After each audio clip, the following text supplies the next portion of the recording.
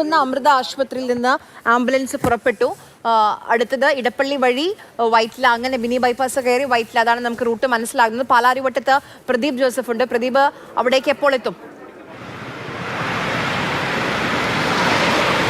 ആര്യ, 10 മാസക്കാരിയുടെ അവയവങ്ങളും മറിച്ചുള്ള ആംബുലൻസ് വൈകാതെ തന്നെ ബൈപ്പാസ് വഴി പാലാരിവട്ടത്തേക്ക് എത്തിച്ചേരും. ഇടപ്പള്ളിയിൽ നിന്ന് കേവലം 10 മിനിറ്റ് താഴെയുള്ള സമയം കൊണ്ട് ബൈപ്പാസിൽ എത്തിച്ചേരാൻ സാധിക്കും. അവിടെ നിന്ന് പാലാരിവട്ടം, വൈറ്റില, കുണ്ടന്നൂർ, അവിടെ നിന്ന് തൃപ്പൂണിത്തുറ മിനി ബൈപ്പാസ് വഴി കോട്ടയം വഴിയിലൂടെയാണ് തിരുവനന്തപുരത്തേക്ക് അവയവങ്ങളുമായി ആംബുലൻസ് പോകുന്നത്. ഏതാണ്ട് 3 മണിക്കൂർ കൊണ്ടെങ്കിലും തിരുവനന്തപുരത്ത് എത്തിച്ചേരാനാകുമെന്നുള്ള പ്രതീക്ഷയിലാണ് ആംബുലൻസ് ഉള്ളത്.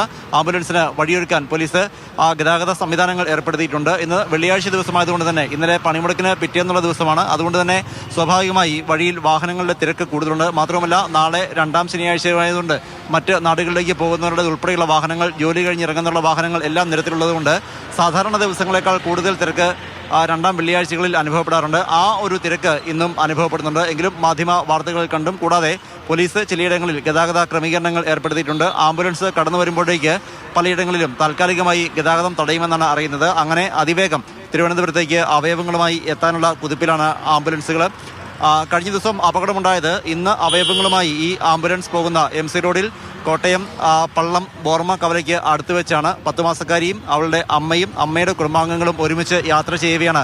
MC റോഡിൽ കോട്ടയം പള്ളം ബോർമ കവലയ്ക്ക് അടുത്ത് വെച്ച് ഇവർ സഞ്ചരിച്ചിരുന്ന കാറിൽ മറ്റൊരു വാഹനം വന്നിടിച്ച് അപകടമുണ്ടായത്. അതീവ ഗുരുതരാവസ്ഥയിലായ കുഞ്ഞിനെ ആദ്യം ചങ്ങനാശ്ശേരിയിലും പിന്നീട് തിരുവല്ലയിലും ആശുപത്രികളിൽ പ്രവേശിപ്പിച്ചു. അവിടെ നിന്ന് വിദഗ്ധ ചികിത്സയ്ക്ക് വേണ്ടി അമൃത ആശുപത്രിയിലേക്ക് എത്തിക്കുകയായിരുന്നു. അമൃത ആശുപത്രിയിൽ മെച്ചപ്പെട്ട ചികിത്സ നൽകിയെങ്കിലും ആ കുരുന്ന് ജീവനെ തിരികെ പിടിക്കാനായില്ല. മസ്തിഷ്ക മരണം സംഭവിച്ചതോടുകൂടിയാണ് ഏറെ വേദനയോടെയെങ്കിലും അവളുടെ അവയവങ്ങൾ ദാനം ചെയ്യാൻ കുടുംബം തീരുമാനിച്ചത്. കേരളത്തിൻ്റെ അവയവദാന ചരിത്രത്തിൽ എന്നല്ല, ഒരുപക്ഷെ രാജ്യത്തിൻ്റെ തന്നെ അവയവദാന ചരിത്രത്തിൽ ഏറ്റവും പ്രായം കുറഞ്ഞ അവയവദാതാക്കളിൽ ഒരാളായിരിക്കാം പത്തനംതിട്ട മല്ലപ്പള്ളി സ്വദേശിനിയായ ഈ 10 മാസക്കാരി. ഹൃദയ വാൽവ്, ഒപ്പം കരൾ, വൃക്ക, കണ്ണുകൾ എന്നിവയാണ് ദാനം ചെയ്യുന്നത്. ഇതിൽ ഹൃദയ വാൽവ് തിരുവനന്തപുരത്ത് ശ്രീചിത്ര ഇൻസ്റ്റിറ്റ്യൂട്ടിലേക്കും കരൾ കിംസ് ആശുപത്രിയിലേക്കും വൃക്കകൾ തിരുവനന്തപുരം മെഡിക്കൽ കോളേജ് ആശുപത്രിയിലേക്കുമാണ് കൈമാറുന്നത്.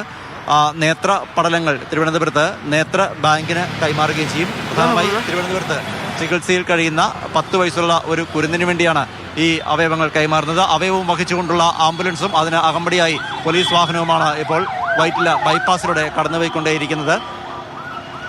കുണ്ടന്നൂരിൽ നിന്ന് തിരിഞ്ഞാണ് ഈ വാഹനം കടന്നു പോവുക. കുരുന്നിൻ്റെ അവയവങ്ങളും വഹിച്ചുകൊണ്ടുള്ള ആംബുലൻസ് കടന്നു പോകുന്നതിൻ്റെ ദൃശ്യങ്ങളാണിത്. മുൻപ് പറഞ്ഞതുപോലെ സാധാരണയിൽ കൂടിയ തിരക്ക് അനുഭവപ്പെടുന്നുണ്ട്. എങ്കിലും പരമാവധി വേഗതയിൽ തന്നെ അവയവങ്ങൾ എത്തിക്കാനുള്ള ശ്രമമാണ് നടക്കുന്നത്.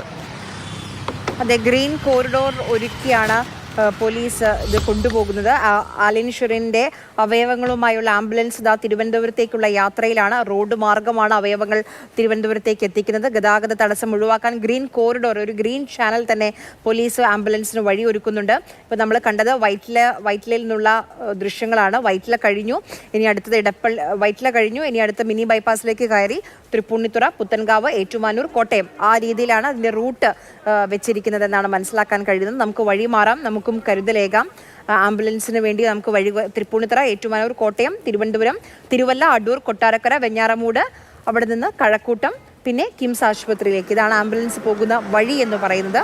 ഇപ്പം വൈറ്റില കഴിഞ്ഞു, ഇനി അടുത്തത് തൃപ്പൂണിത്തുറയാണ്. പുത്തൻകാവ്, ഏറ്റുമാനൂർ, തിരുവല്ല, ആ രീതിയിൽ തിരുവനന്തപുരത്തേക്ക് വരികയാണ്.